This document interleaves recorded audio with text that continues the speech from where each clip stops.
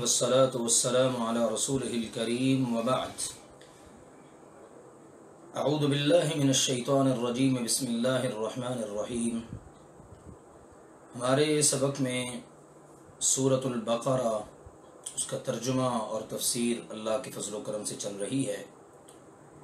अभी शुरू कर रहे हैं सूरतुल बक़रा की आयत नंबर 261 से।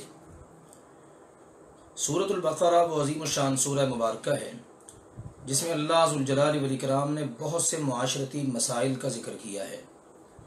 अक़ाइद, इबादात, मुआमलात, ज़्यादातर मुआमलात को ज़िक्र किया गया है।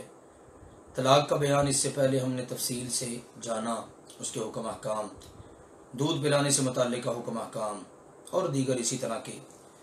अब इन्फ़ाक़ फ़ी सबीलिल्लाह का कुछ बयान अल्लाह ज़ुल जलाल वल इकराम ने इरशाद फरमाया है। फरमाया मसलुल्लज़ीना युनफ़िक़ून अम्वालहुम फ़ी सबीलिल्लाह, उन लोगों की मिसाल जो अपने माल अल्लाह के रास्ते में ख़र्च करते हैं। अल्लाह के रास्ते से मुराद इस्लाम भी है, अल्लाह के रास्ते से मुराद ख़ास जिहाद फ़ी सबीलिल्लाह भी है। शाह अब्दुल क़ादिर रहमहुल्लाह ताला के बक़ौल यहाँ पर फ़ी सबीलिल्लाह से मुराद जिहाद फ़ी सबीलिल्लाह है। इससे पहले वाली आयात भी और इसके बाद वाली आयात भी इसी की निशानदही करती हैं। तो अल्लाह ताला ने फरमाया उन लोगों की मिसाल जो अपने माल अल्लाह के रास्ते में खर्च करते हैं, एक दाने की मिसाल की तरह है जिसने 7 खोशे उगाए, हर खोशे में 100 दाने हैं, और अल्लाह जिसके लिए चाहता है बढ़ा देता है, और अल्लाह वुसअत वाला, सब कुछ जानने वाला है। ये अल्लाह ताला ने बतौर मिसाल अल्लाह की राह में माल खर्च करने की फजीलत जिक्र की है कि बंदा अल्लाह की राह में खर्च एक करता है, अल्लाह बदले में उसको 700 का अजर अता फरमाता है। ये अल्लाह ज़ुल जलाल वल इकराम की राह में माल खर्च करने का अजर व सवाब है। फरमाया अल्लज़ीना युनफ़िक़ून अम्वालहुम फ़ी सबीलिल्लाह, वो लोग जो अपने माल अल्लाह की राह में खर्च करते हैं, फिर उन्होंने जो खर्च किया होता है उसके पीछे न किसी तरह का एहसान जतलाना लगाते हैं और न कोई तकलीफ पहुंचाना, न एहसान जताते हैं न तकलीफ पहुंचाते हैं। तो ऐसे ही लोग हैं कि उनके लिए उनका अजर उनके रब के पास है, उन पर ना कोई खौफ होगा और ना ही वो गमगीन होंगे। यानी अल्लाह ताला के यहाँ अजर कब मिलेगा? जब आप इस आयत में बयान करदा ये 2 चीज़ें पूरी करें, ना एहसान जतलाएं देकर ना तकलीफ दें। बल्कि नबी अकरम सल्लल्लाहु अलैहि वसल्लम ने अपनी एक हदीस में बयान की है जो सही मुस्लिम में है कि 3 आदमी ऐसे हैं कि अल्लाह ताला क़यामत के दिन न उनसे कलाम करेगा, न उनकी तरफ देखेगा, न उन्हें पाक करेगा, बल्कि उनके लिए दर्दनाक अज़ाब है। उनमें से एक है एहसान जतलाने वाला, और एक है अपने कपड़े को टखनों से नीचे लटकाए रखने वाला, और एक है अपना सामान झूठी कसम उठाकर बेचने वाला। तो अल्लाह ज़ुल जलाल वल इकराम ने अगली बात इरशाद फरमाई, क़ौलुम मअरूफ़ुन, अच्छी बात कह देना और मुआफ़ कर देना उस सदक़े से कहीं बेहतर है जिसके पीछे तकलीफ पहुंचाना हो। और अल्लाह ज़ुल जलाल वल इकराम बेपरवाह है, बेहद बुर्दबार है। बंदा अगर किसी को कुछ दे नहीं सकता तो चले अच्छी बात ही कह दे, उसको दुआया कलिमात कह दे, झिड़के नहीं साइल को, बुरा ना कहे, गाली ना दे, गुस्सा ना करे। बल्कि अल्लाह ताला ने यहाँ पर यह बात इरशाद फरमा दी कि अगर आप किसी को कुछ दे नहीं ना सकते तो चलो कम अज़ कम आप उससे अच्छी बात ही कर दो, दरगुजर कर दो, मुआफ़ कर दो। ये उस सदक़े से कहीं बेहतर है। और अल्लाह ज़ुल जलाल वल इकराम की तरफ देखो ना, अल्लाह ताला इतना नवाजता है, इतना अता करता है, इसके बावजूद अल्लाह ताला कितने बुर्दबार है, बेपरवाह है। बंदों की ख़ताओं के बावजूद अल्लाह ज़ुल जलाल वल इकराम उनको अज़ाब नहीं देता, उनकी खिंचाई नहीं करता, उनसे माल नहीं छीनता। रसूलुल्लाह सल्लल्लाहु अलैहि वसल्लम ने तो यहाँ तक फरमाया कि हर नेकी सदका है, और नेकी में से ये भी है कि तू अपने भाई को खुले चेहरे के साथ मिले, आप अपने भाई को मुस्कुराते चेहरे से मिल लें, ये भी सदका है। और ये भी फरमाया कि अपने डोल में से उसके डोल में पानी उंडेल दे, ये भी सदका है। सुभान अल्लाह, कितनी छोटी छोटी नेकियां हमें बता दी गई। अब मुस्कुरा कर मिलना क्या मुश्किल है, इसके लिए क्या वक़्त लगता है। अल्लाह ज़ुल जलाल वल इकराम ने फरमाया, ईमान वालों, अपने सदक़ात को एहसान जतला कर और तकलीफ पहुंचा कर ज़ाय मत करो, बर्बाद नहीं करो। جو بندہ احسان جتلاتا ہے اور اذیت دیتا ہے، تکلیف دیتا ہے، وہ اپنے صدقے کو ضائع کر بیٹھتا ہے، کیا فائدہ ہوا ایسے صدقے کا؟ اللہ نے فرمایا اس کی مثال اس شخص کی طرح ہے جو اپنا مال لوگوں کو دکھاوے کے لیے خرچ کرتا ہے، کالذی ينفق مالہ رئاء الناس، اس شخص کی طرح جو اپنا مال لوگوں کو دکھانے کے لیے خرچ کرتا ہے، جیسے منافق، اور وہ اللہ پر اور یوم آخرت پر ایمان نہیں رکھتا۔ تو اس کی مثال پتہ کیسی ہے؟ فرمایا فَمَثَلُهُ كَمَثَلِ صَفْوَانٍ عَلَيْهِ تُرَابٌ فَأَصَابَهُ وَابِلٌ فَتَرَكَهُ صَلْدًا، تو اس کی مثال ایک صاف چٹان کی مثال جیسی ہے جس پر تھوڑی سی مٹی ہو، پھر اس پر ایک زوردار بارش برسے تو اسے ایک سخت چٹان کی صورت چھوڑ جائے۔ بارش برسی، اس نے بالکل اس کو صاف کر دیا، بالکل صاف چٹان، کچھ بھی نہیں رہا اس پر۔ یہ ہوتا ہے ایسے شخص کے صدقے کا بدلہ کہ اس کو کچھ بھی نہیں ہاتھ آتا، وہ ہاتھ ملتا ہی رہ جاتا ہے۔ فرمایا وہ اس میں سے کسی چیز پر قدرت نہیں پائیں گے جو انہوں نے کمایا، دنیا میں جو کمایا ہوگا، جو صدقے کیے ہوں گے، کچھ اس کا ثواب اجر اللہ کے حاصل نہیں ہوگا، اور اللہ ذوالجلال والاکرام کافر لوگوں کو ہدایت نہیں دیا کرتا۔ اور فرمایا ان لوگوں کی مثال جو اپنے مال اللہ کی رضا حاصل کرنے کے لیے خرچ کرتے ہیں، اب خوش نصیب لوگوں کا ذکر ہے، اور اپنے دلوں کو ثابت رکھتے ہوئے خرچ کرتے ہیں، دل مضبوط ہیں، اللہ کی رضا چاہیے، بس ہم تو خرچ کرتے ہیں صرف اللہ کی رضا حاصل کرنے کے لیے۔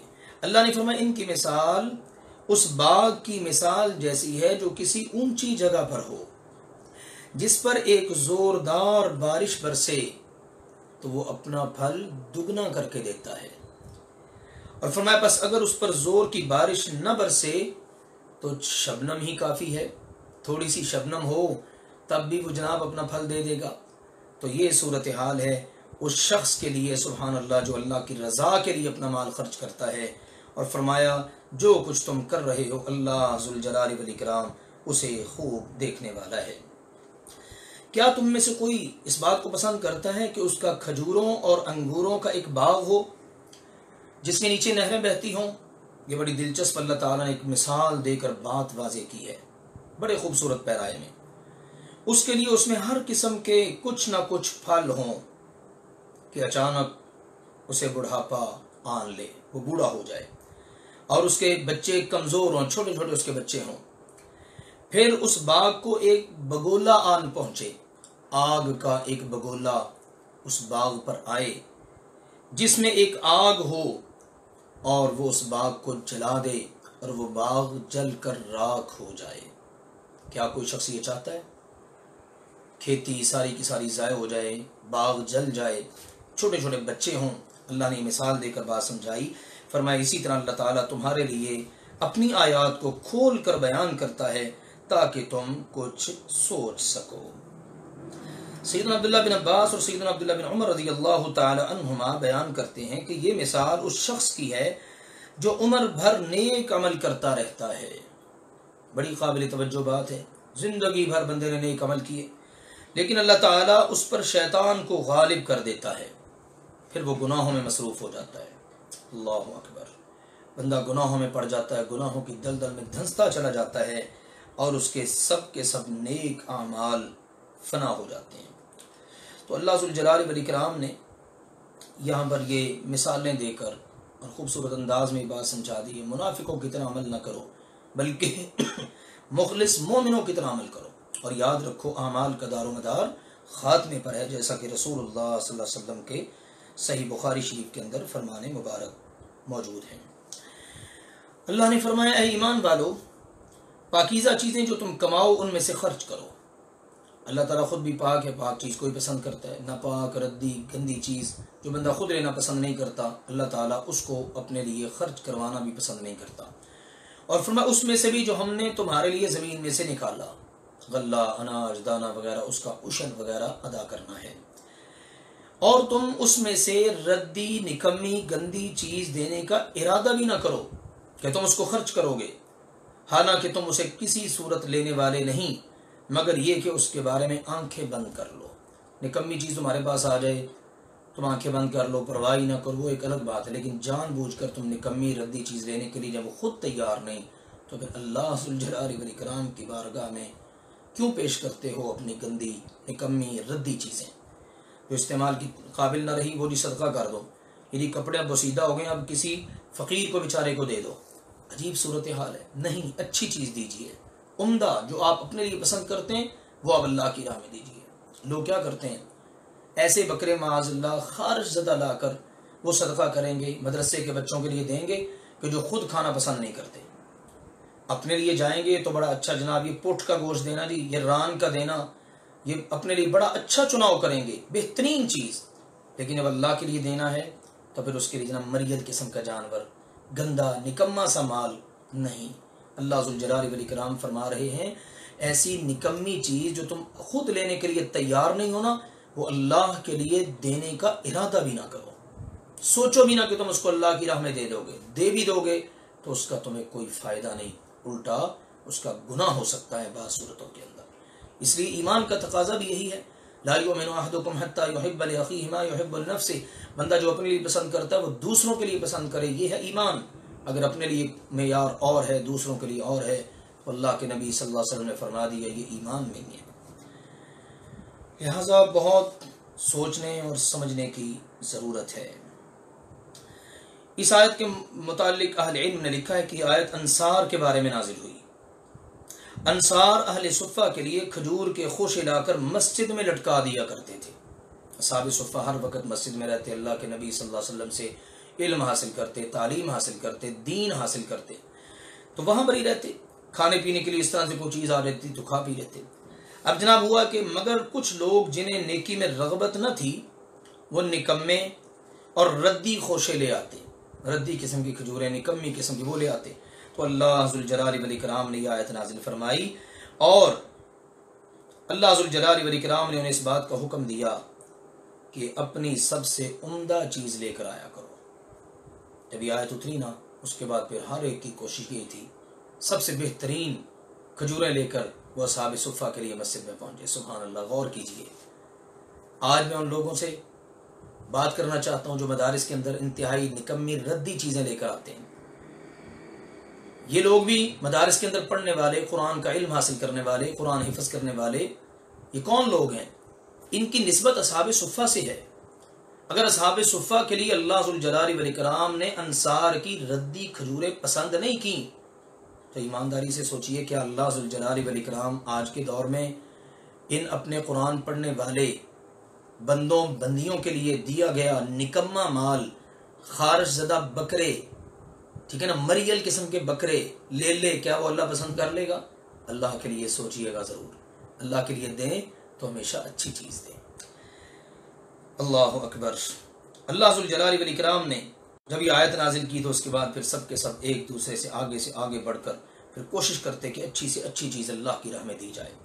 اللہ نے فرمایا جان رکھو کہ بے شک اللہ تعالیٰ بے پرواہ ہے، بے حد خوبیوں والا ہے۔ شیطان تمہیں فقر کا ڈراوا دیتا ہے کہ تم اگر اچھی چیزیں خرچ کرو گے تو فقیر ہو جاؤ گے، کنگال ہو جاؤ گے، اور وہ تمہیں بے حیائی کا حکم دیتا ہے، بے حیائی کے کاموں میں، غلط کاموں میں اڑا دو۔ اسائنمنٹ میں جانا ہوتا ہے، آؤٹنگ کے لیے جاتے ہیں لوگ، حرام جگہ پر اور اسی طرح سے گندی جگہوں پر، اللہ کی ناپسندیدگی والی جگہوں پر کتنا خرچ کر دیتے ہیں۔ سوچنے کی بات ہے۔ آج اگر ان کو کہا جائے اللہ کی راہ میں خرچ کرو، مسجد میں خرچ کرو، مدرسے میں دو، کسی غریب کو دو، تو کئی بار سوچتے ہیں کتنا دوں، کیسے دوں، معمولی سے تھوڑے سے پیسے نکال کر خرچ کر دے گا، ضرورت بہت ہوتی ہے، خرچ بہت کم کرتے ہیں، لیکن دنیاوی کاموں میں، شیطان کی راہوں میں کتنا خرچ ہوتا ہے۔ ایک ایک وقت میں لوگ سینکڑوں نہیں، ہزاروں نہیں، لاکھوں روپیہ ضائع اور برباد کر دیتے ہیں۔ آپ نکاحوں، شادیوں وغیرہ کے فنکشنز ہی دیکھ لیجئے، آپ اسی طرح سینماؤں میں دیکھ لیجئے، اللہ کی پناہ ہے کس کس چیز کی مثال دی جائے۔ تو شیطان تمہیں بے حیائی کا حکم دے گا، جب تم اللہ کی راہ میں خرچ کرنے لگو گے تو فقیری کا وعدہ دے گا، اور جب اپنی راہ میں بے حیائی کے کاموں میں اڑوانا ہو تو پھر وہ تمہارا دل کھلوا دے گا، تم سے اڑوا دے گا مال۔ جبکہ اللہ ذوالجلال والاکرام تمہیں وعدہ دیتا ہے اپنی طرف سے مغفرت کا اور اپنے فضل کا۔ اللہ کا وعدہ ہے تم اللہ کی راہ میں خرچ کرو گے، اللہ تمہارے گناہ معاف کر دے گا، اللہ تمہیں اپنے فضل سے بہت نوازے گا۔ نبی اکرم صلی اللہ علیہ وسلم نے اللہ کا وعدہ سنایا اور بتایا، ما نقصت صدقۃ من مال، صدقہ کرنے سے مال کبھی کم نہیں ہوتا۔ کتنے خوبصورت اللہ تعالیٰ کے وعدے ہیں، لیکن اللہ تعالیٰ معاف فرمائے کہ آج کتنے مسلمان ہیں جن کو اللہ کے وعدوں پر یقین ہو، اور کتنے مسلمان ہیں کہ جن کو شیطانی راہوں کے اوپر مال خرچ کرنا اچھا لگتا ہو۔ تو اللہ ذوالجلال والاکرام کا شیطان کے مقابلے میں وعدہ یہ ہے کہ صدقہ و خیرات تمہارے گناہوں کا کفارہ بھی ہوگا، صدقہ خیرات تمہارے گناہوں کا کفارہ ہوگا، اور اس پر تمہیں کئی گنا زیادہ اجر بھی ملے گا، اور اللہ تعالیٰ مال میں برکت بھی ڈال دے گا۔ کتنے اچھے اچھے وعدے ہیں اللہ ذوالجلال والاکرام کے، یہ صحیح بخاری شریف اور صحیح مسلم شریف کے اندر نبی اکرم صلی اللہ علیہ وسلم نے بیان فرمائے ہیں۔ اور اللہ ذوالجلال والاکرام وسعتوں والا، علم والا ہے، وہ جسے چاہتا ہے حکمت عطا فرما دیتا ہے۔ یہاں پر حکمت سے مراد دین کا صحیح فہم اور علم اور فقہ میں صحیح بصیرت ہے۔ رسول اللہ صلی اللہ علیہ وسلم کے فرمان کے مطابق وہ آدمی قابل رشک ہے، غور کیجئے اس حدیث پر، وہ آدمی قابل رشک ہے جسے اللہ تعالیٰ نے حکمت عطا فرمائی اور وہ اس کے مطابق فیصلے کرتا ہے اور دوسروں کو اس کی تعلیم دیتا ہے، صحیح بخاری شریف۔ تو اس لیے اللہ تعالیٰ جسے چاہتا ہے حکمت عطا کر دیتا ہے، اور جسے حکمت دے دی گئی پس یقیناً اسے بہت ساری بھلائی دے دی گئی۔ سبحان اللہ، جیسے اللہ تعالیٰ دین کا یہ سمجھ دے دے، وہ دین کو آگے پھیلا رہا ہے، دین کے مطابق لوگوں کی اصلاح کر رہا ہے، اللہ نے اس کو خیر کثیر عطا کر دی۔ اور نہیں نصیحت پکڑتے مگر عقل والے ہی صرف نصیحت حاصل کرتے ہیں۔ وما انفقتم من نفقۃ، اور تم جو چیز بھی خرچ کرو یا تم کوئی نظر مانو، پس یقیناً اللہ ذوالجلال والاکرام اسے جانتا ہے۔ اللہ کی راہ کے اندر کوئی چیز بھی خرچ کرنا اللہ تعالیٰ کے علم میں ہے۔ بعض اوقات بندہ خرچ نہیں کرتا، نظر مان لیتا ہے۔ اب نظر کے بارے میں ذرا سن لیجئے۔ نظر کا معنی ہے اپنے آپ پر وہ چیز فرض کر لینا جو فرض نہیں تھی۔ اللہ نے فرض نہیں کی، آپ نے فرض کر لی۔ مثال کے طور پر کوئی نفل نماز یا صدقہ وغیرہ، میرا فلاں کام ہے وہ ہو جائے تو میں اتنے نفل پڑھوں گا، میرا فلاں کام ہے وہ ہو جائے، فلاں مشکل سے میں نکل جاؤں، بیماری سے نجات پا لوں، میں اتنا صدقہ کروں گا۔ تو یہ آپ نے اپنے اوپر اس کو فرض کر لیا ہے۔ اہل علم فرماتے ہیں اس کی دو قسمیں ہیں۔ ایک نظر ہے مطلق، کہ کوئی شرط لگائے بغیر صرف اللہ کی رضا کے لیے اپنے اوپر آپ کوئی نیکی کرنا لازم کر لیتے ہیں۔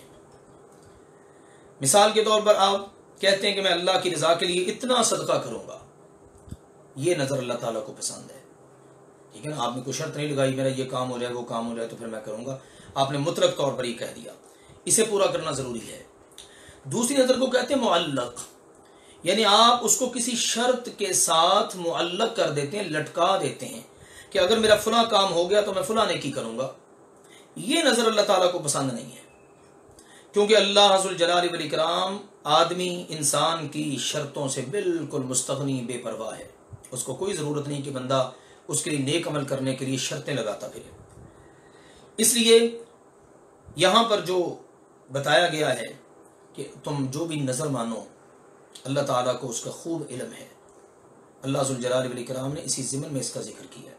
رسول اللہ صلی اللہ علیہ وسلم نے اس کے متعلق فرمایا نظر نہ مانا کرو، نظر نہ مانا کرو شرط لگا کر، مشروط کر کے، اس لیے کہ نظر تقدیر میں طے شدہ کاموں میں کچھ فائدہ نہیں دیتی۔ بڑی اہمیت کی حامل بات ہے۔ نظر تقدیر میں جو اللہ نے امور طے کر دیے ہیں نا، ان میں کچھ فائدہ نہیں دے گی۔ لاکھ آپ نظر مانتے ہیں اور نظر مان کے آپ کہیں کہ میں اپنی تقدیر کو بدل لوں گا، ایسا نہیں ہو سکتا۔ ہاں فرمایا اتنا ضرور ہے کہ بخیل سے مال نکل آتا ہے۔ صحیح مسلم شریف میں یہ حدیث ہے 1640 نمبر۔ بخیل سے مال اللہ تعالیٰ اس انداز میں نکلوا لیتا ہے، بس سمپل، یہ صرف یہ فائدہ ہے۔ لہٰذا اگر کوئی کام ہو جائے جس کے بارے میں بندے نظر مانی ہے اللہ کے ہاں ناپسندیدہ، لیکن اس کو کرنا پڑے گا۔ اس نے کہا مثلا میرا یہ کام ہو جائے میں اتنا صدقہ کروں گا، کام ہو گیا اس کو صدقہ اتنا کرنا پڑے گا، میں اتنے نفل پڑھوں گا، پڑھنے پڑیں گے۔ گناہ کے کام کی نظر پوری کرنا جائز نہیں، گناہ کے کام کی نظر نہیں پوری کرنی۔ مثال کے طور پر آپ کہیں میرا فلاں کام ہو جائے میں فلاں سے تعلق توڑ دوں گا، تو آپ نے اب اس نظر کو پورا نہیں کرنا۔ اسی طرح سے اگر نظر پوری نہ کر سکے تو اس کا کفارہ دینا پڑے گا۔ نظر مانی میرا یہ کام ہو جائے میں جناب یہ فلاں چیز صدقہ کروں گا، میں اتنے روزے رکھوں گا، اب پوری نہیں کر پا رہا تو کفارہ دینا پڑے گا، اور اس کا کفارہ وہی ہے جو قسم کا کفارہ ہے۔ اللہ تعالیٰ نے فرمایا ظالموں کا کوئی مددگار نہیں ہے۔ اگر تم صدقات کو ظاہر کر کے کرو تو اچھی بات ہے، صدقہ ظاہر کر کے اوپنلی سب کے سامنے کر دیا، اچھی بات ہے، اور اگر تم ان کو چھپاؤ اور فقراء کو ادا کر دو، دے دو چپکے سے، مخفی چھپ کر، تو فرمایا وہ تمہارے لیے بہتر ہے، اور اللہ ذوالجلال والاکرام اس کی بدولت تم سے تمہاری خطاؤں سیئات کو مٹا دے گا، اور اللہ ذوالجلال والاکرام تمہارے عملوں سے اچھی طرح پوری طرح باخبر ہے۔ صدقہ کا لفظ صدقن سے نکلا ہے، یعنی وہ مال جو آدمی صدق دل سے خرچ کرتا ہے، یعنی دل کی سچائی کے ساتھ خرچ کرتا ہے، اس میں ریاکاری نہیں، نمود و نمائش نہیں، اور اس قسم کے کوئی معاملات نہیں۔ تو اس لیے صدقہ جو ہے نا وہ اللہ تعالیٰ کی بارگاہ کے اندر آپ ظاہر بھی کر سکتے ہیں، چھپا کر بھی کر سکتے ہیں، بعض حالات میں چھپا کر کرنے کی زیادہ اہمیت ہے، بعض حالات میں ظاہر کر کے خرچ کرنے کی زیادہ اہمیت ہے۔ ترغیب دلانی ہو، آپ ظاہری خرچ کریں، جتنے لوگ آپ کو دے کر خرچ کریں گے سب کے برابر آپ کو بھی اجر ملے گا۔ بعض اوقات ایسا ہوتا ہے کہ بالکل چھپا کر اگلے کی عزت نفس کو مجروح کیے بغیر آپ خاموشی سے دے دیتے ہیں، ایسی حالت میں بتایا گیا، نبی اکرم صلی اللہ علیہ وسلم نے بتایا جن 7 خوش نصیبوں کو اللہ اپنے عرش کا سایہ دے گا نا، ان میں سے ایک وہ خوش نصیب بھی ہے جو اپنے دائیں ہاتھ سے خرچ کرتا ہے تو بائیں کو پتہ بھی نہیں ہوتا، اتنا مخفی رکھ کے وہ خرچ کرتا ہے۔ اللہ تعالیٰ نے فرمایا لیس علیک ھداھم، ان کی ہدایت آپ صلی اللہ علیہ وسلم کے ذمے نہیں ہے، آپ ان کو ہدایت نہیں دے سکتے، اور لیکن اللہ سبحانہ و تعالیٰ جسے چاہتا ہے ہدایت عطا کرتا ہے۔ نبی اکرم صلی اللہ علیہ وسلم کی ہمیشہ خواہش رہتی کہ مشرکین ایمان لے آئیں، یہ کس طرح مان جائیں، تو اللہ ذوالجلال والاکرام نے اب آپ کو یہاں پر بتایا کہ ان کفار کی ہدایت یہ آپ کے ذمے نہیں ہے، یہ اللہ تعالیٰ کا کام ہے، اللہ جسے چاہے ہدایت دے دے، اور اس آیت کے ذریعے اللہ تعالیٰ نے آپ کو تسلی اور تشفی دی ہے۔ فرمایا وما تنفقوا من خیر فلانفسکم، اور تم مال میں سے، خیر میں سے جو بھی خرچ کرو گے وہ تمہارے اپنے ہی لیے ہے، یعنی مسلمانوں پر خرچ کرو یا کفار پر، اس کا فائدہ تمہیں کو ہے۔ بعض اوقات کافروں پر بھی خرچ کرنا پڑتا ہے، تالیف قلب کے لیے خرچ کرنا پڑتا ہے، ان کو دینا پڑتا ہے۔ وما تنفقون الا ابتغاء وجه اللہ، اور تم خرچ نہیں کرتے مگر اللہ سبحانہ و تعالیٰ کی رضا کے لیے۔ سبحان اللہ، مسلمانوں کے دلوں کی گارنٹی اللہ تعالیٰ نے دے دی ہے، مسلمان خرچ کرے گا تو صرف اللہ کی رضا کے حصول کے لیے، اور تم جو چیز بھی خرچ کرو، جو مال جو خیر بھی خرچ کرو، پورا پورا تمہیں اس کا بدلہ دیا جائے گا، اور تم پر ظلم نہیں کیا جائے گا۔ اب یہ بھی سن لیجئے کن پر خرچ کرنا ہے، للفقراء الذین احصروا فی سبیل اللہ، یہ صدقات ان محتاجوں کے لیے خرچ کرنے جو اللہ کے راستے میں روکے گئے ہیں، زمین میں سفر نہیں کر سکتے، نہ واقف نہ سمجھ لوگ انہیں سوال سے بچنے کی وجہ سے مالدار سمجھتے ہیں، سوال ہی نہیں کرتے، دیکھنے والا کہتا ہے یار یہ تو ضرورت مند ہی نہیں ہے، لیکن وہ ہوتا ضرورت مند ہے، وہ بیچارہ سوال نہیں کرتا۔ اللہ تعالیٰ نے فرمایا یہ ہے مستحق آدمی، آپ انہیں ان کی علامات سے پہچان لیں گے، وہ لوگوں سے لپٹ کر نہیں مانگتے، پیچھے پڑے رہنا، سوال ہی کیے جانا، جب تک لے نہ لیں جان نہیں چھوڑنی، ایسی ادا ان کی نہیں ہے۔ اور فرمایا تم خیر میں سے جو خرچ کرو گے یقیناً اللہ ذوالجلال والاکرام اسے خوب جاننے والا ہے۔ اللہ تعالیٰ کے راستے میں خرچ کرنے کی ترغیب کے بعد اب خاص طور پر بعض خاص لوگوں کا ذکر کیا جا رہا ہے جو سب سے زیادہ مدد اور مالی تعاون کے حقدار ہوتے ہیں۔ یہ بات غور سے سمجھ لیجئے، آج ہمارے لیے حقدار کی پہچان کرنا بہت مشکل ہو چکا ہے، لیکن ان آیات میں اللہ تعالیٰ نے بعض ایسی نشانیاں بتا دی ہیں، جس بندے کے اندر یہ نشانیاں پائی جاتی ہیں نا، وہ سب سے زیادہ مدد اور مالی تعاون کا حقدار اور مستحق ہے۔ پہلی بات بتائی گئی ہے الفقراء، فقیر۔ دوسری بات بتائی گئی ہے الذین احصروا فی سبیل اللہ، جنہیں اللہ کی راہ میں روک دیا جائے، جیسے جہاد اور طلب علم، اس کی وجہ سے وہ لوگ بیچارے کمائی نہیں کر سکتے، جہاد میں مصروف ہیں، علم حاصل کر رہے ہیں، دن رات دکان نہیں چلا سکتے، کاروبار نہیں کر سکتے۔ فقراء وہ ہیں جو خالی ہاتھوں بیچارے، نہ ان کے پاس مال ہو نہ گھر۔ اگلی بات، تیسری چیز، لا یستطیعون ضربا فی الارض، زمین میں وہ سفر بھی نہیں کر سکتے، کاروباری نقطہ نگاہ سے وہ سفر کریں، علم حاصل کر رہے ہیں، ایک ہی جگہ پر بیٹھے ہوئے ہیں، سال سال سے وہیں پر بیٹھے علم حاصل کر رہے ہیں، خدمت کر رہے ہیں دین کی، جہاد کر رہے ہیں، جہاد کے کاموں میں مصروف ہیں، آنا جانا سفر کرنا کاروباری نقطہ نظر سے ان کے لیے ممکن ہی نہیں ہے۔ اگلی بات فرمائی یحسبهم الجاہل اغنیاء من التعفف،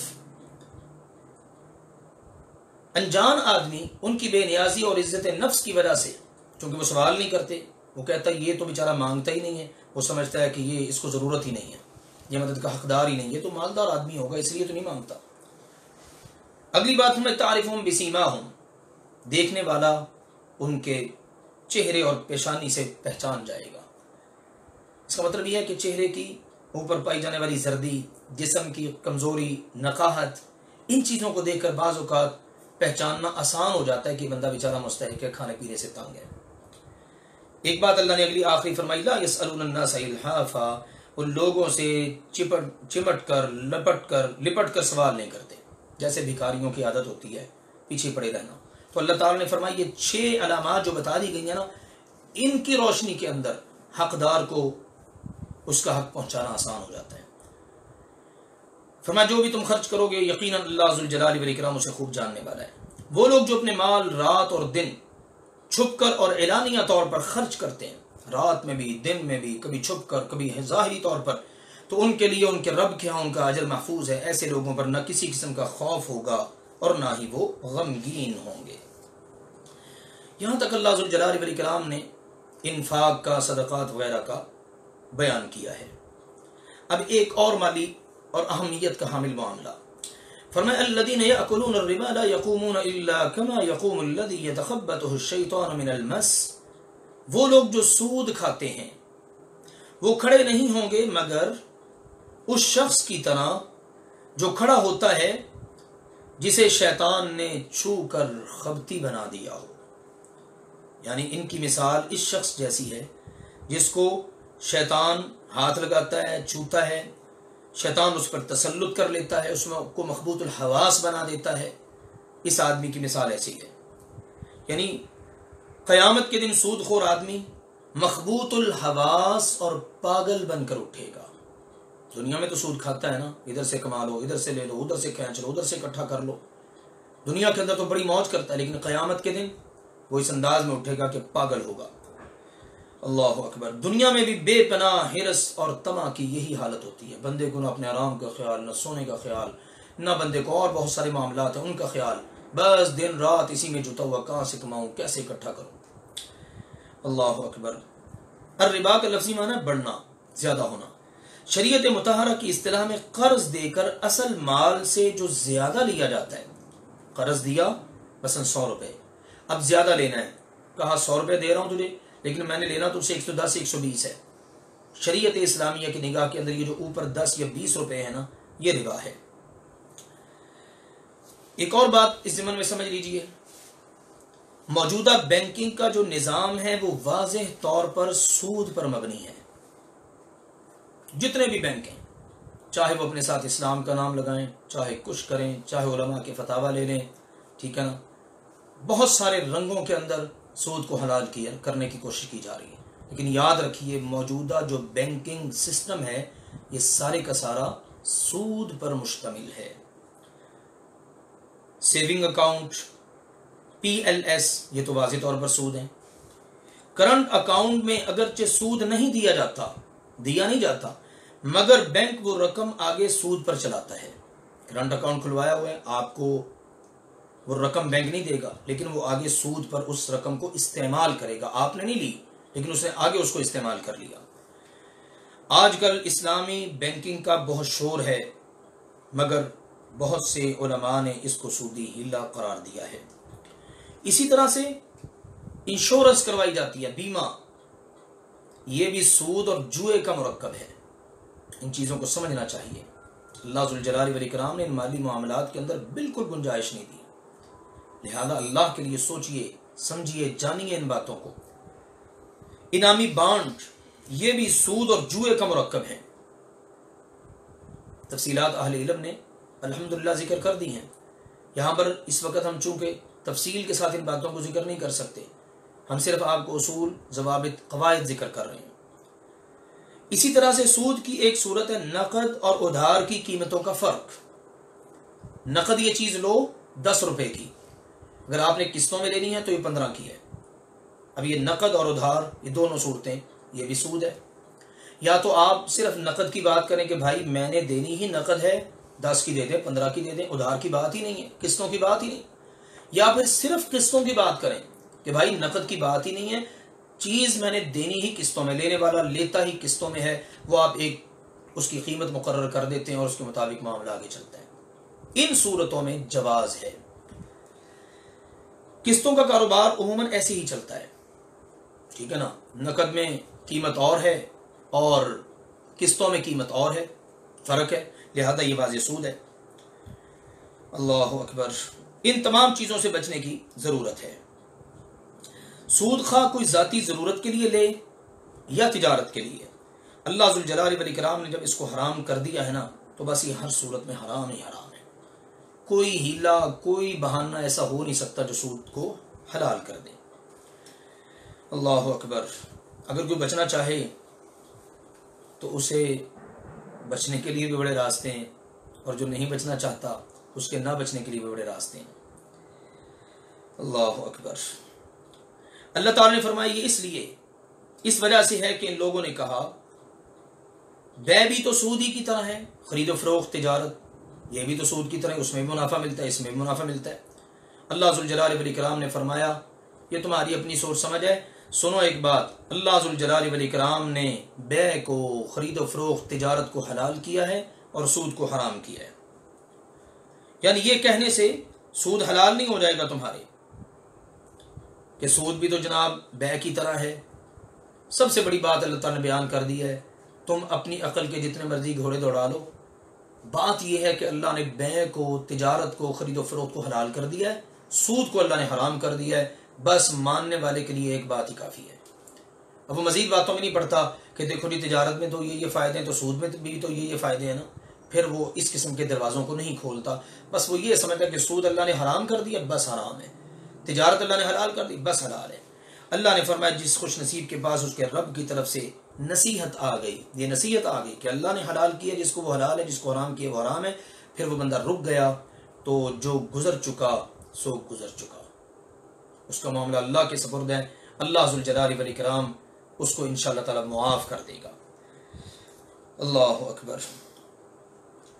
سود کی حرمت کا حکم آنے کے بعد جو سود سے باز آ جائے، وہ جو پہلے سود لے چکا ہے اس سے اس کا مطالبہ نہیں کیا جائے گا، جو لے چکا سو لے چکا، جو رہ گیا وہ رہ گیا، بس اس نے باز آ جانا ہے اور بچ جانا ہے، بس جی میں نے اپنا دامن اس سے بچا لیا ہے، اس کے اندر اس بندے کے لیے خیر ہی خیر ہے۔ اور اگر بندہ اس کے بعد بھی لوٹ مچائے اور سود کے لیے دروازے کھولتا پھرے تو اللہ ذوالجلال والاکرام کے ہاں یہ ادا اچھی نہیں ہے، اس لیے کہا جو دوبارہ ایسا کرے گا تو یقیناً یہی لوگ جہنمی ہیں اور وہ اس جہنم میں ہمیشہ ہمیشہ رہیں گے۔ یہ اللہ تعالیٰ کی طرف سے حکم آ جانے کے باوجود بھی سود لینے، دینے، کھانے اور یہ سارے کام کرنے والوں کے لیے اس میں سخت وعید ہے۔ سیدنا جابر رضی اللہ تعالیٰ عنہ سے روایت ہے کہ نبی اکرم صلی اللہ علیہ وسلم نے سود کھانے والے پر، سود دینے والے پر، سود لکھنے والے پر اور سودی لین دین کے گواہوں پر لعنت فرمائی اور فرمایا یہ سب کے سب گناہ میں برابر ہیں۔ اندازہ کر لیجئے کتنا سنگین جرم ہے سود کا لینا دینا، گواہ بننا اس پر اور اس کا لکھنا وغیرہ، یہ سب کے سب۔ اللہ ذوالجلال والاکرام ہم سب کو اس سے محفوظ فرمائے۔ فرمایا یمحق اللہ الربا ویربی الصدقات، اللہ تعالیٰ سود کو مٹاتا ہے اور صدقات کو بڑھاتا ہے۔ سود کا مال بظاہر جتنا بھی بڑھ جائے وہ حقیقت میں بڑھتا نہیں ہے، وہ کم ہوتا ہے، اور صدقات وہ چاہے کتنے کم کیوں نہ ہوتے ہوں ہمیشہ اللہ ان میں اضافہ ہی فرماتا ہے۔ اللہ کا وعدہ ہے وما آتیتم من ربا لیربو فی اموال الناس فلا یربو عند اللہ، تم لوگوں سے جو سودی مال لے کر کاروبار کر کے اپنے مال کو بڑھاتے ہو نا، اللہ کے ہاں وہ بالکل نہیں بڑھتا۔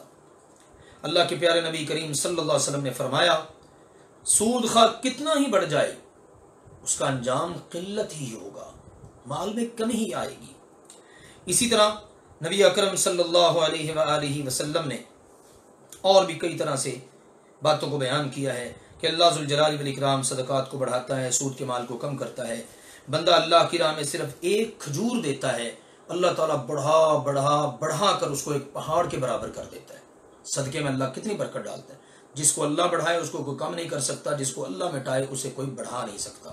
اور اللہ ذوالجلال والاکرام کسی ایسے شخص سے محبت نہیں کرتا جو سخت ناشکرا ہو، سخت گناہگار ہو۔ بے شک وہ لوگ جو ایمان لائے اور انہوں نے نیک عمل کیے اور انہوں نے نماز قائم کی اور زکوٰۃ ادا کی، ان کے لیے ان کے رب کے ہاں ان کا اجر ہے۔ ایسے لوگوں پر نہ کسی قسم کا خوف ہوگا اور نہ ہی وہ غمگین ہوں گے۔ یہ سود کی آیات کے درمیان میں اللہ تعالیٰ نے ایک آیت ارشاد فرما دی ہے اور اس میں عمل کی طرف توجہ دلائی ہے کہ عمل کرنے والوں کی توجہ ان باتوں کی طرف ہوتی ہے۔ اے ایمان والو، اللہ سے ڈرو اور سود میں سے جو باقی ہے اس کو چھوڑ دو اگر تم مومن ہو۔ ایمان کا تقاضا یہ ہے، سود میں سے جو باقی ہے، سود کی حرمت کا سن لیا، بس یا اکثر اس کو چھوڑ دو، اب اس کے لینے کا کوئی تصور ہی نہیں ہے۔ اور اگر تم نے سود نہ چھوڑا تو پھر سنو، اگر تم نے ایسا نہ کیا تو اللہ اور اس کے رسول صلی اللہ علیہ وآلہ وسلم سے اعلان جنگ کر دو۔ پھر ان کی طرف سے بھی اعلان جنگ ہے، تم بھی اللہ اور اس کے رسول کے خلاف اعلان جنگ کر دو۔ اللہ اکبر، کتنی اہمیت کی حامل یہ بات ہے۔ یعنی اگر تم نے سود نہ چھوڑا تو اللہ اور اس کے رسول کی طرف سے اعلان جنگ سے آگاہ اور خبردار ہو جاؤ۔ پھر اللہ کی طرف سے بھی اعلان جنگ ہے، اللہ کے رسول کی طرف سے بھی اعلان جنگ ہے تمہارے خلاف۔ اللہ اکبر۔ سیدنا ابن عباس رضی اللہ تعالی عنہما اور دیگر کئی ائمہ کے نزدیک اگر سود خور توبہ نہ کرے تو وہ واجب القتل ہے۔ اندازہ کر لیجئے، سود خور اگر توبہ نہیں کرتا تو وہ واجب القتل ہے۔ اسلامی حکومت ہو تو اس کا سر قلم کر دیا جائے۔ سوچنا چاہیے حکومتوں کو بھی، لوگوں کو بھی، کہ آج سود پر ہی ہماری ساری معیشت چل رہی ہے، تو برکت کیسے آئے، خیر کیسے آئے۔ اللہ نے فرمایا اگر تم توبہ کر لو تو تمہارے لیے تمہارے اصل مال ہیں، اصل مال تم اپنے لے سکتے ہو، وہ تمہارے لیے حلال ہے، نہ تم ظلم کرو گے نہ تم پر ظلم کیا جائے گا۔ یعنی اصل مال سے زائد وصول کرو تو یہ تمہارا لوگوں پر ظلم ہوگا، اور اگر تمہیں اصل مال بھی نہ ملے تو یہ لوگوں کا تم پر ظلم ہوگا کہ وہ تمہارا مال کھا لیں گے، اور یہ دونوں چیزیں اللہ ذوالجلال والاکرام کے ہاں ناپسندیدہ ہیں۔ وَإِن كَانَ ذُو عُسْرَةٍ فَنَظِرَةٌ إِلَىٰ مَيْسَرَةٍ، اور اگر کوئی تنگی والا ہو تو آسانی تک مہلت دینا لازم ہے۔ کسی کو آپ نے مال دیا ہوا ہے، سود پر قرض دیا ہوا ہے، اب وہ بیچارہ لوٹانے کے قابل نہیں ہے، اس وقت تنگی میں ہے، تنگ حالات کا شکار ہے، تو اللہ تعالیٰ نے فرمایا آسانی تک اس کو مہلت دے دو۔ اور یہ بات کہ صدقہ کرو تمہارے لیے بہت بہتر ہے، اگر تم جانتے ہو صدقہ کر دو کہ چل یار تو نہیں دے سکتا تو اللہ کے صبر میں نے جو ہے نا چھوڑ دیا تجھے، اللہ تعالیٰ تجھے خیر و برکت دے، تو اللہ نے فرمایا تو بہت ہی اچھا ہے۔ جاہلیت میں قرض ادا نہ کرنے کی صورت میں سود در سود سے اصل رقم میں اضافہ ہوتا چلا جاتا۔ آج کل بھی ایسی صورتیں ہیں کہ 50,000 روپیہ قرض لیا اور انہوں نے کہا ہر مہینے تمہیں 7,000 8,000 سود دینا پڑے گا، 50,000 اپنی جگہ ہی کھڑا ہے، اب اس پر سود در سود وہ رقم بڑھتی چلی جا رہی ہے۔ تو ہوتا یہ کہ جب یہ رقم بڑھتی تو تھوڑی سی رقم ایک پہاڑ بن جاتی اور دینے والے کے لیے اس کی ادائیگی ناممکن ہو جاتی۔ آج کل بھی یہ صورتحال چل رہی ہے لوگوں کے یہاں۔ سبحان اللہ، اس کے برعکس اللہ ذوالجلال والاکرام نے حکم دیا کہ اگر کوئی تنگ دست ہو تو سود لینا تو درکنار، آسانی تک اس کو مہلت دے دو، اور اگر قرض بالکل ہی معاف کر دو تو یہ بہت ہی زیادہ اچھا ہے۔ قرض معاف کرنے کی احادیث میں بڑی فضیلت آئی ہے۔ رسول اللہ صلی اللہ علیہ وسلم نے فرمایا جس نے کسی تنگ دست کو مہلت دی، غور کیجئے، جس نے کسی تنگ دست کو مہلت دی تو اسے ہر دن اس قرضے کے برابر ثواب ملے گا۔ آپ نے 50,000 دیا ہوا ہے، مہلت دے رکھی ہے، مہلت دے، ہر دن آپ کو یہ 50,000 روپیہ قرض، گویا کہ آپ 50,000 روزانہ کا خرچ کر رہے ہیں۔ سبحان اللہ۔ ایک اور موقع پر رسول اللہ صلی اللہ علیہ وسلم نے فرمایا جس نے کسی تنگ دست شخص کو مہلت دی تو اسے ہر دن اس قرض سے دگنا صدقے کے برابر ثواب ملے گا۔ 50,000 دیا ہو نا تو ڈیلی کا آپ کو 1,00,000 کے برابر اللہ تعالیٰ اجر عطا فرمائے گا۔ پھر آپ صلی اللہ علیہ وسلم نے دونوں باتوں کی وضاحت کرتے ہوئے فرمایا قرض چکانے کی مدت تک اسے قرض کے برابر صدقے کا ثواب ملے گا، طے ہوا تھا 6 ماہ میں ادا کر دوں گا، 6 ماہ تک اس کو اس کی اس رقم کے برابر اللہ تعالیٰ صدقے کا اجر دے گا، اور اگر قرض چکانے کی مدت کے آنے پر مہلت دے تو اسے قرض سے اللہ تعالیٰ دگنا صدقہ کرنے کا ثواب اور اجر عطا فرمائے گا۔ اسی طرح یہ مسند احمد میں حدیث ہے، صحیح مسلم میں حدیث ہے، رسول اللہ صلی اللہ علیہ وسلم نے فرمایا جس نے اپنے قرض دار کو مہلت دی یا قرض معاف کر دیا تو اللہ قیامت کے دن اس خوش نصیب کو اپنا سایہ نصیب فرمائے گا۔ سبحان اللہ، آج معاشروں کے اندر ان معاملات کی بہت ضرورت ہے۔ ارشاد فرمایا واتقوا یوما ترجعون فیہ الی اللہ، اور اس دن سے ڈرو جس میں تم اللہ کی طرف لوٹائے جاؤ گے، پھر ہر شخص کو اس کا پورا پورا بدلہ دیا جائے گا جو اس نے کمایا، اور ان پر ظلم نہیں کیا جائے گا۔ سیدنا عبداللہ بن عباس رضی اللہ تعالی عنہ کے فرمان کے مطابق قرآن مجید میں سب سے آخر میں جو آیت مبارکہ اتری نا، وہ یہ آیت مبارکہ ہے، سورۃ البقرہ، اس کی آیت نمبر 281، اور اس کے اندر آخرت کی فکر دلائی گئی ہے، آخرت کی یاد دلائی گئی ہے۔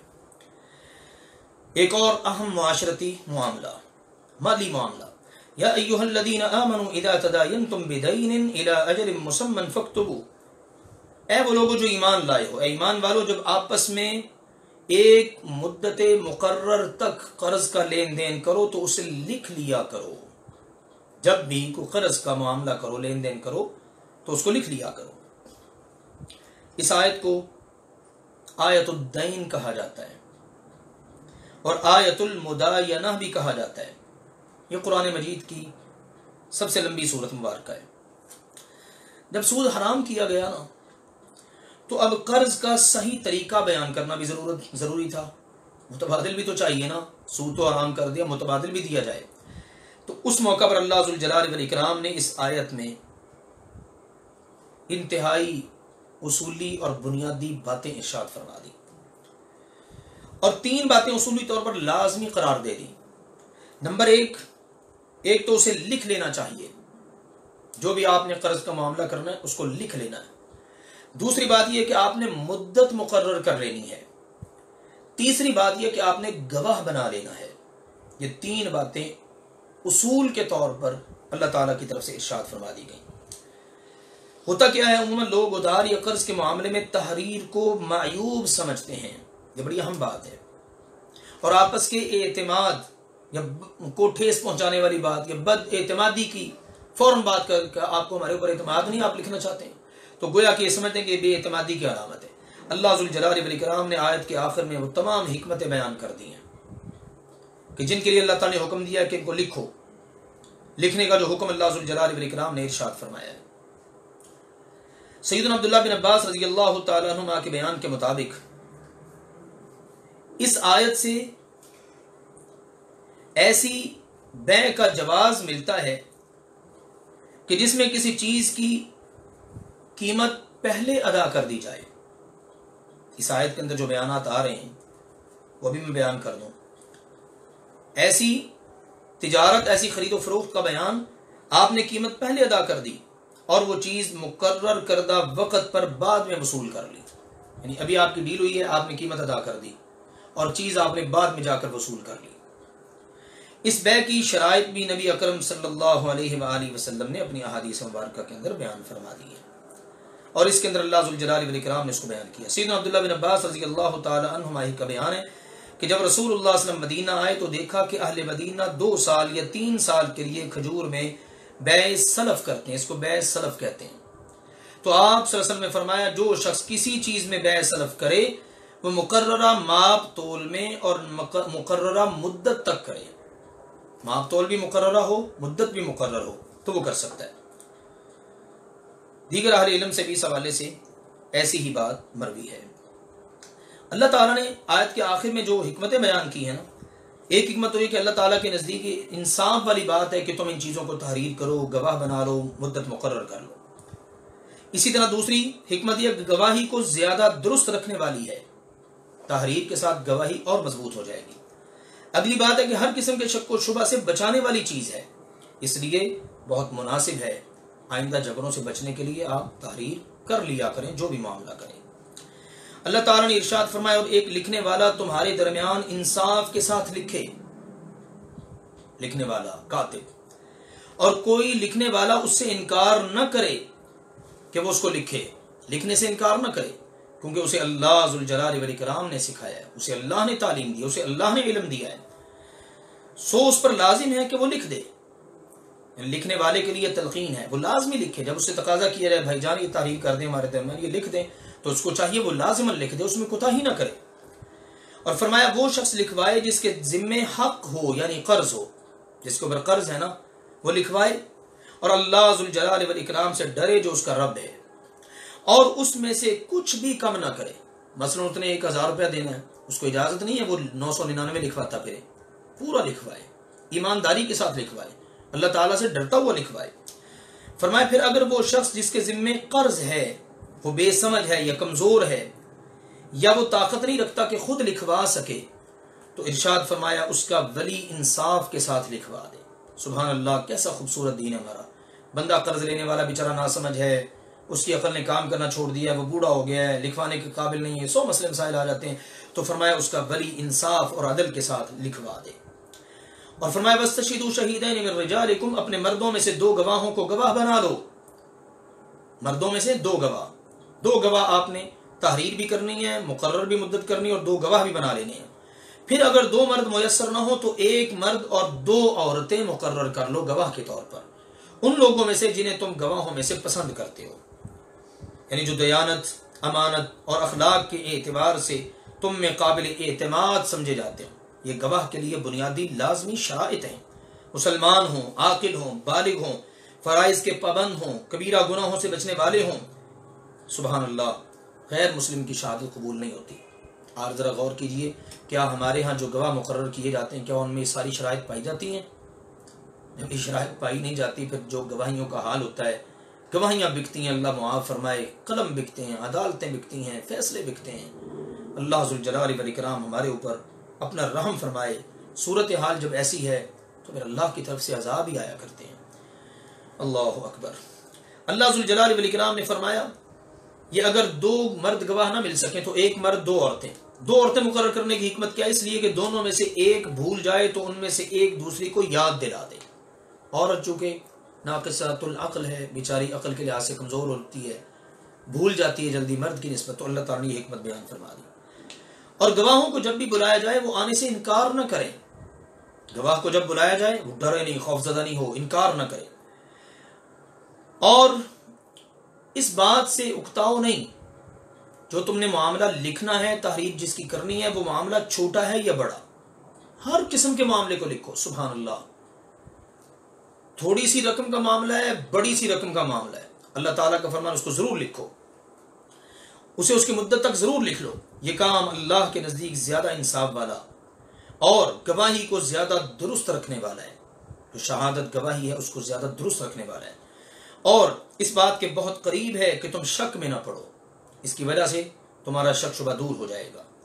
ہاں چلو، اگر نقد سودا ہو جیسے تم آپس میں لیتے دیتے ہو، اس کو اگر نہ لکھو تو تم پر کوئی گناہ نہیں، نقد ہی معاملہ ہے، پیسے لیے، چیز اس کے حوالے کر دی، اگر اس کو درج نہیں نہ کیا تو اللہ ذوالجلال والاکرام رخصت دے دی ہے۔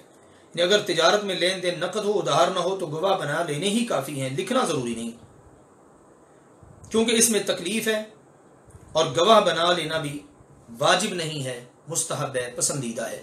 یعنی آپ نے نقد معاملہ کیا ہے، اس پر آپ نے گواہ بنا لی ہے، بہت اچھی بات ہے، پسندیدہ بات ہے، آپ کے اوپر واجب اور لازم نہیں ہے، اور اگر آپ تحریر نہ کریں تو اس کی ویسے اللہ نے گنجائش دے دی۔ اور فرمایا جب آپس میں خرید و فروخت کرو تو گواہ بنا لو، نہ تو کسی لکھنے والے کو تکلیف دی جائے اور نہ کسی گواہ کو، لکھنے والے کو بھی تنگ نہیں کرنا، گواہ کو بھی تنگ نہیں کرنا۔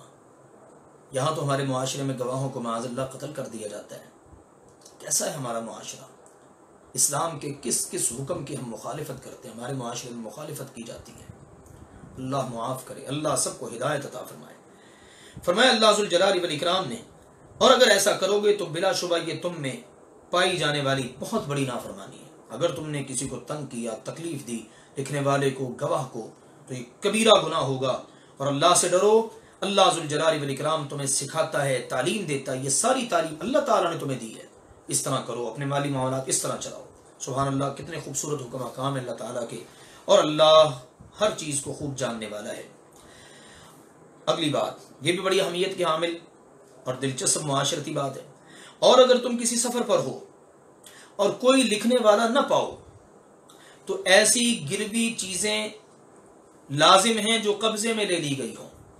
گروی کا معاملہ بھی آگے ایک اور مسئلہ بھی اللہ نے بیان کر دیا ہے۔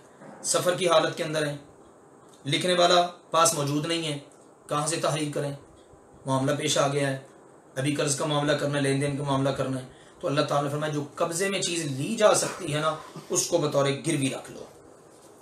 یہ بیع اور قرض کی ایک دوسری شکل ہے، اور وہ شکل یہ ہے کہ اگر تم سفر میں قرض کا معاملہ کرو اور تمہیں لکھنے والا نہ مل سکے یا لکھنے کے لیے مطلوبہ چیزیں قلم دوات وغیرہ وہ میسر نہ ہو، تو مقروض کو چاہیے کہ قرض دینے والے کے پاس کوئی چیز گروی رکھ دے، رہن رکھ دے۔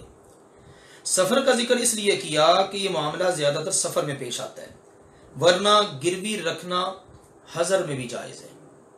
گروی کا مسئلہ بھی قرآن سے حل ہو رہا ہے، سفر میں تو اس کا جواز ہے ہی ہے، حضر میں بھی جواز ہے۔ خود رسول اللہ صلی اللہ علیہ وسلم نے اپنی ذرا ایک یہودی کے پاس گروی رکھ کر عملاً اس کی وضاحت فرما دی ہے، ٹھیک ہے نا، کہ گروی رکھنا حضر کے اندر بھی جائز ہے۔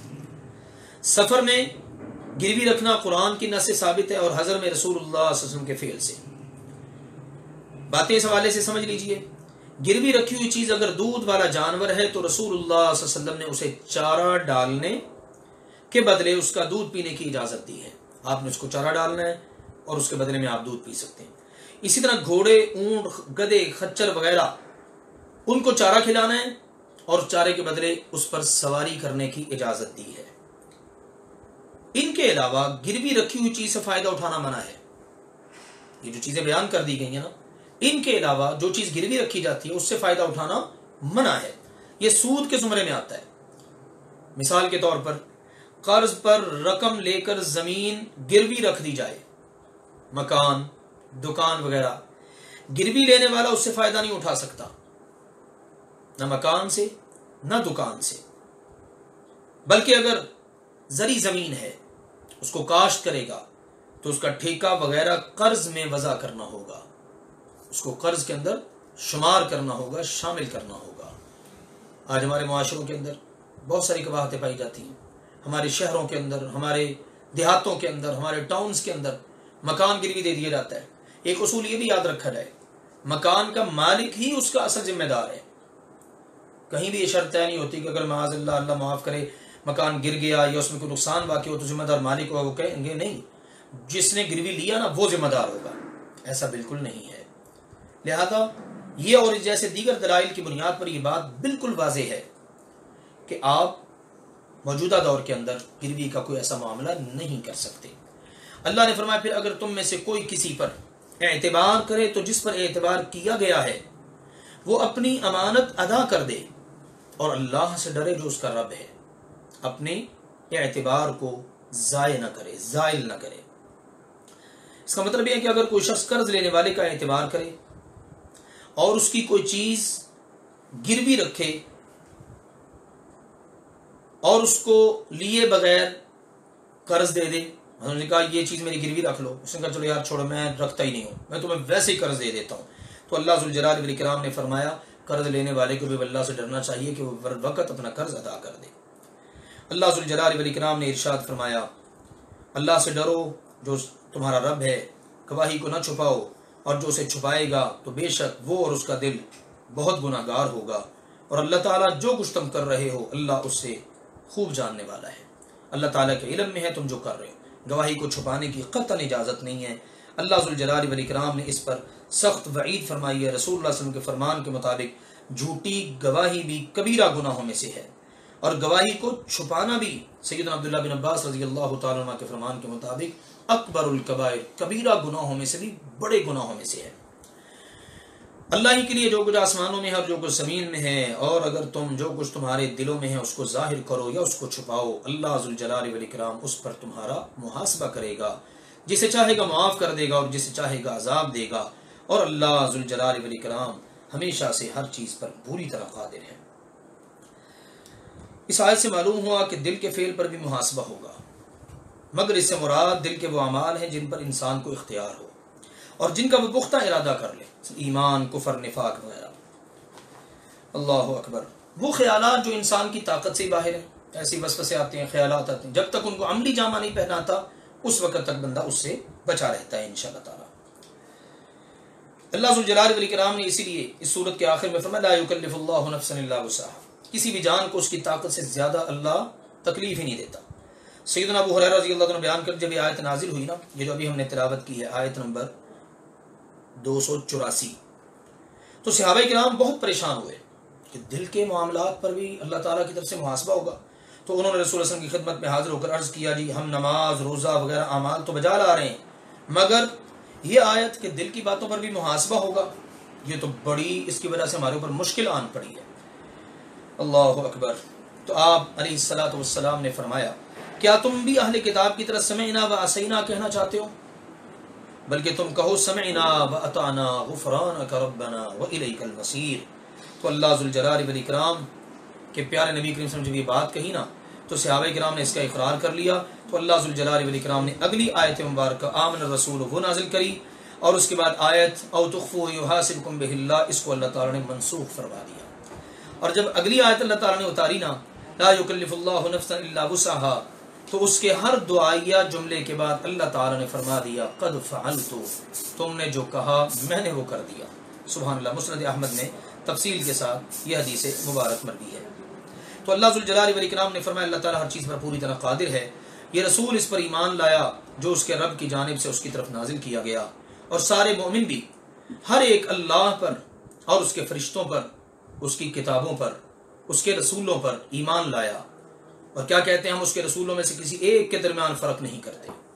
اور انہوں نے کہا ہم نے سنا اور ہم نے اطاعت کی، تیری بخشش مانگتے ہیں ہمارے رب، اور تیری ہی طرف ہم سب کو پلٹ کر جانا ہے. اللہ ذوالجلال والاکرام نے یہ آیت مبارکہ اس کے بعد پھر نازل فرمائی، اور اس میں ایسا ہے کہ مسلمان نبیوں کو، سارے نبیوں کو مانتے ہیں، کسی ایک کا بھی انکار نہیں کرتے. اللہ تعالیٰ کسی بھی جان کو اس کی طاقت سے زیادہ بوجھ نہیں دیتا، مکلف نہیں بناتا، تکلیف میں نہیں ڈالتا. اس کے لیے وہ ہے جو اس نے کمایا، اور اس پر بھی وہ ہے جو اس نے کمایا. یعنی اچھے کام کرے گا تو اس کو فائدہ ہوگا، برے کام کرے گا تو اس کا وبال اسی پر پڑے گا. دعا کرتے ہیں مسلمان، اے ہمارے رب اگر ہم بھول جائیں یا ہم سے خطا ہو جائے تو ہمارا مواخذہ نہ کرنا. اے ہمارے رب ہمارے اوپر ویسا بوجھ نہ ڈالنا جیسا آپ نے ہم سے پہلے والی امتوں یا لوگوں پر بوجھ ڈالا. اے ہمارے رب ہمارے اوپر ایسا بوجھ بھی نہ ڈالنا جس کو اٹھانے کی ہمارے اندر طاقت نہ ہو.